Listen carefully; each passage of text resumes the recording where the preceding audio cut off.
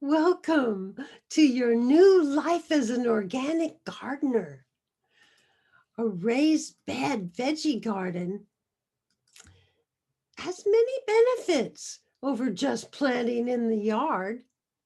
First and foremost, you get to start with fresh organic soil with microorganisms, which bring more nutrients to your food. You also get a protected space for the plants with much better drainage than in the ground. Finally, your garden creates a comfortable and attractive space that you can maintain with ease and save your back. The disadvantages to creating raised beds is the upfront cost to get started. They cost money to build, and you also have to buy soil and transport it. Plus, the soil requires more watering in the summer. However, having protected, rich organic soil to grow your food is totally worth the cost. Now that you have filled out your garden map and you found the perfect spot to place your food garden, the next step is often a big roadblock for new gardeners: preparing the ground. I know, yes, I know it's hard work and you may need help, but do it. This is a vital step for the success of your garden. Growing a healthy garden starts with the right prep.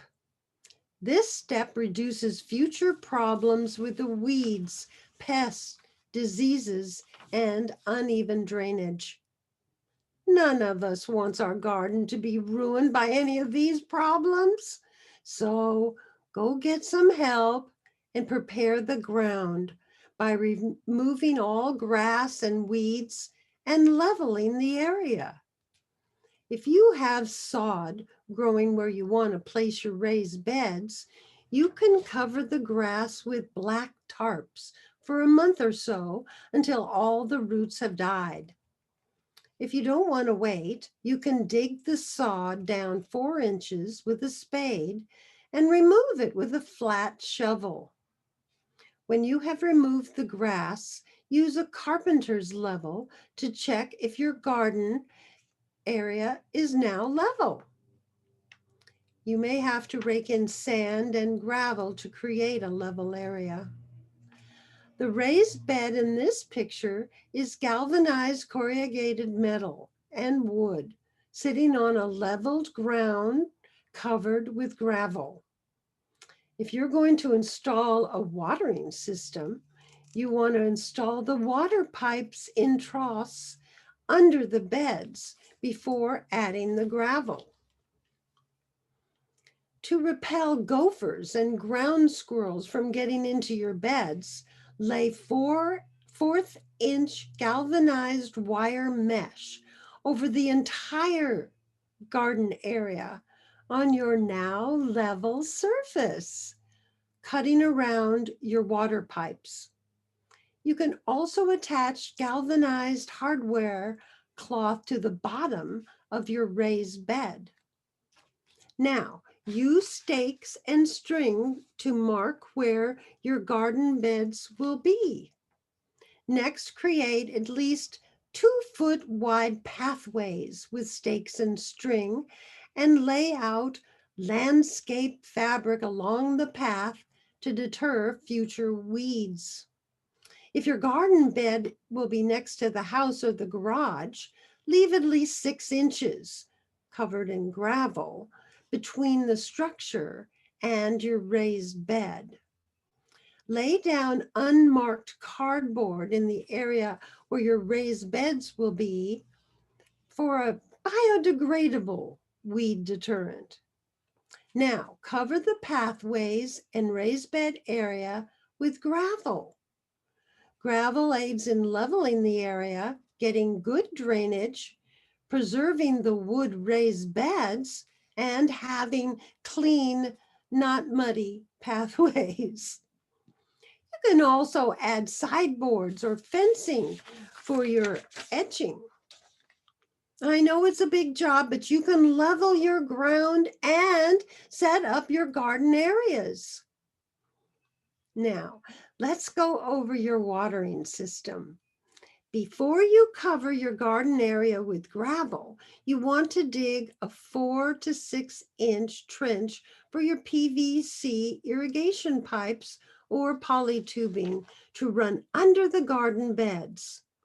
The water system you want has a drip hose with tiny holes to run through your raised bed and directly soak the soil. With the battery timer attached to the drip hose, you can set how often and how long to water your garden.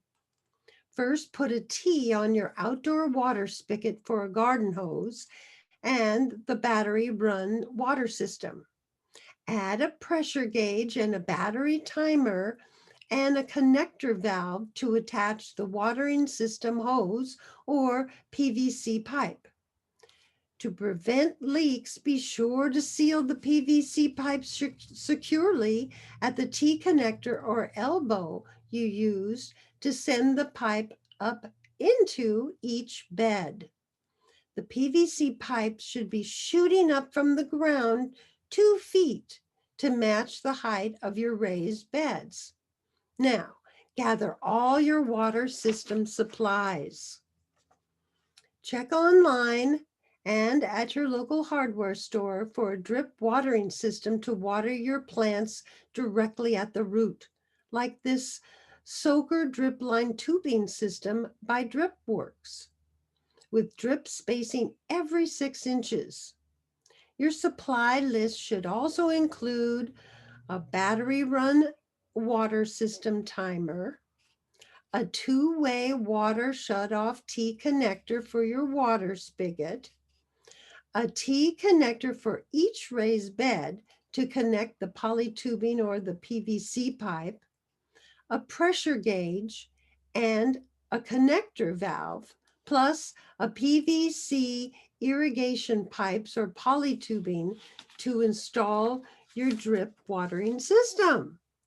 Now, the good news here is many of these items come in water system kits.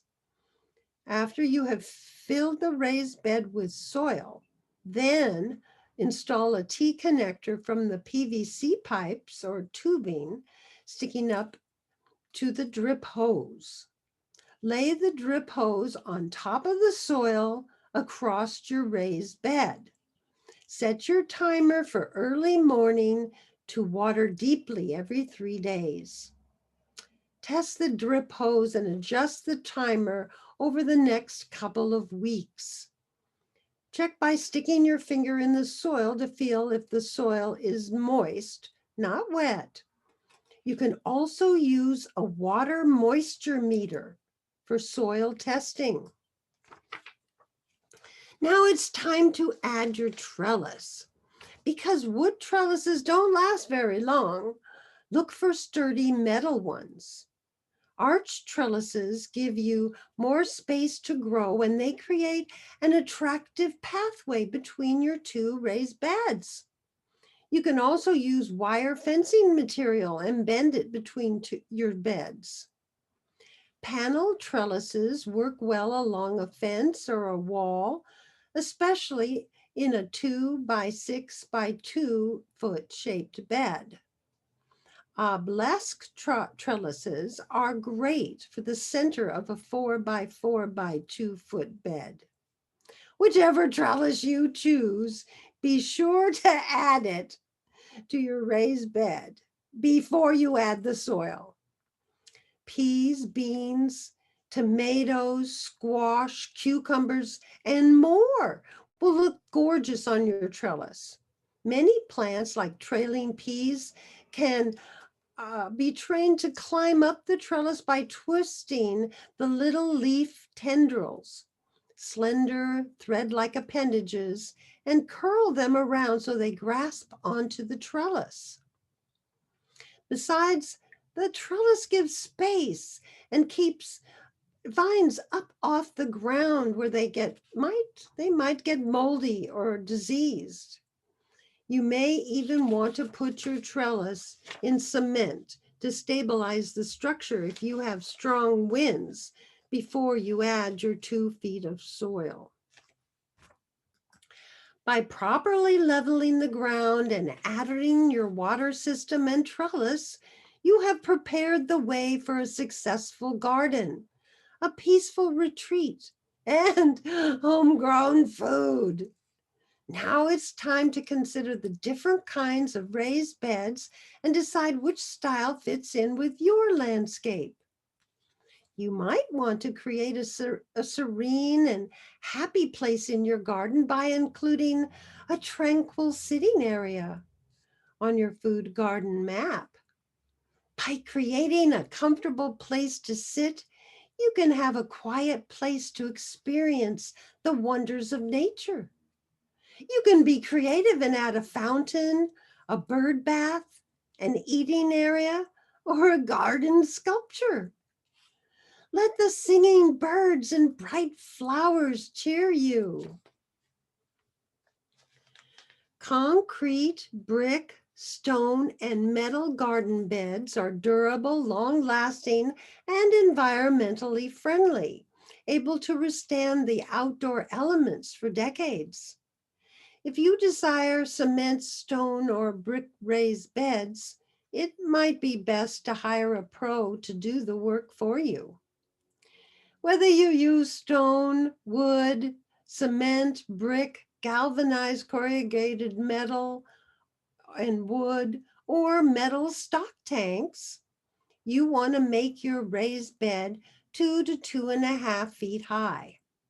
You want to be comfortable when you're in your garden.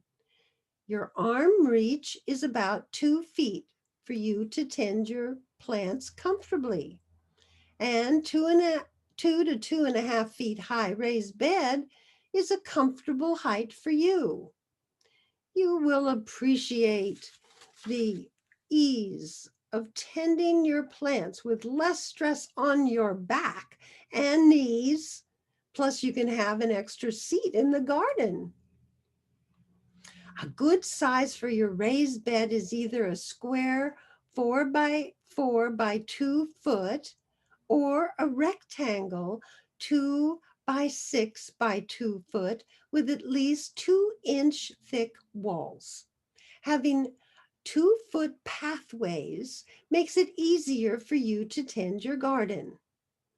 An advantage of a 2-foot depth for your raised bed is filling it with quality organic soil deep enough to hold the roots of your larger veggie plants.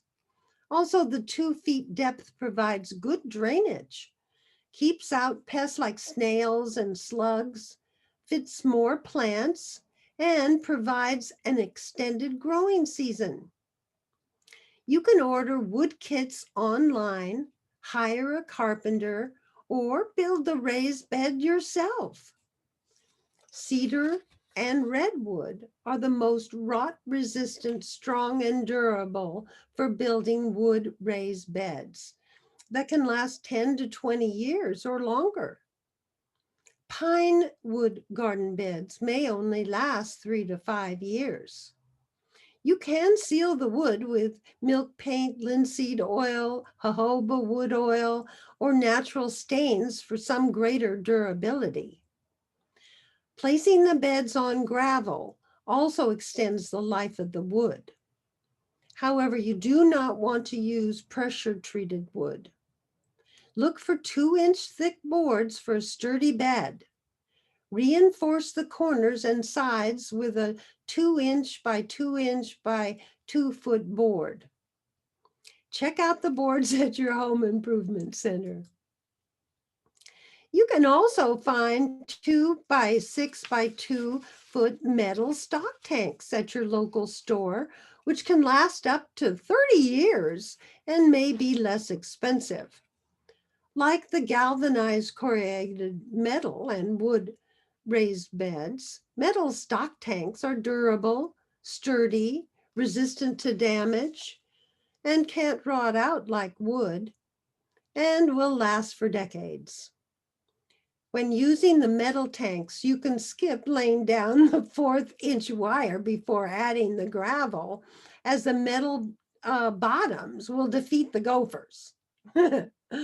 If you have financial or time challenges, you can level and prepare your garden area and start with a small container herb or salad garden in a small stock tank for your first venture.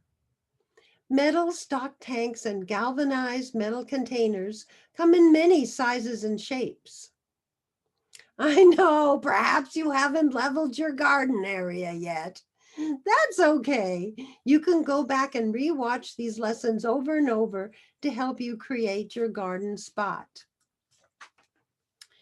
Gardening can transform your life. Tending your organic garden is a retreat from daily stress and keeps you in the present moment. Concentrating on interesting gardening tasks can clear the mind, enhance creativity, and alleviate stress and anxiety. Did you decide on the style of the raised bed you might like for your garden? Are you going to build it yourself or thinking of getting some help? You can find pre-made wooden raised beds to put together and metal troughs online and at home improvement stores. After you've leveled the ground, installed the water pipes and troughs under the beds, laid wire and cloth on the ground, and covered the garden area with gravel, it's time to assemble your wood raised beds and drill drainage holes in metal stock tanks. You can find wood raised bed kits at the store and online. If you decided on a metal stock tank, you need to use a drill and a steel bit to drill at least 10 holes on the bottom of the tank. One of the main things raised beds need is good drainage. And the drainage hole in the tank doesn't quite do the job.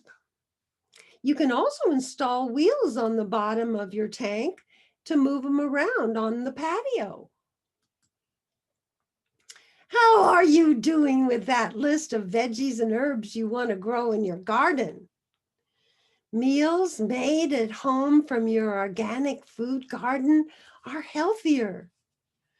Organic homegrown food is nutrient dense, jam-packed with vitamins, minerals, protein, and fiber, healthy fats, and phytonutrients. And it tastes incredible. Life's too short to eat fake food. The stressful pace of life today makes fast foods, microwave foods, and fake food appear an easy and economical way to feed our families.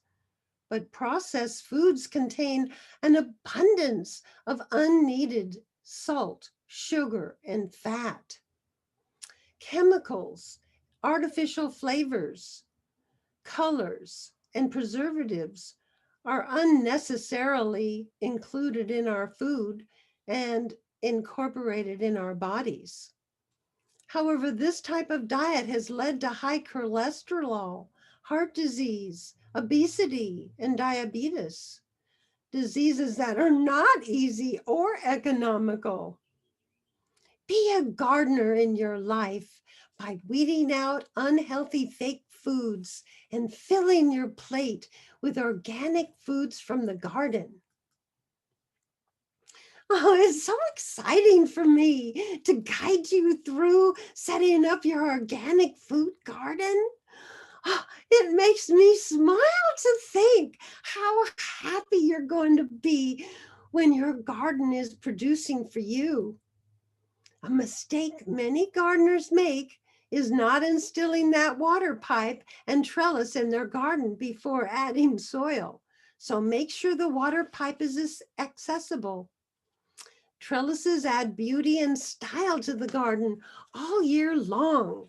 And a bench under an arched trellis can provide a comfortable oasis. Now that your raised beds are ready, it's time to fill them with organic soil. Organic gardening purifies the air, the water, and the soil and produces incredible food. If everyone in the world planted an edible garden where they live, we would save the planet and our own lives.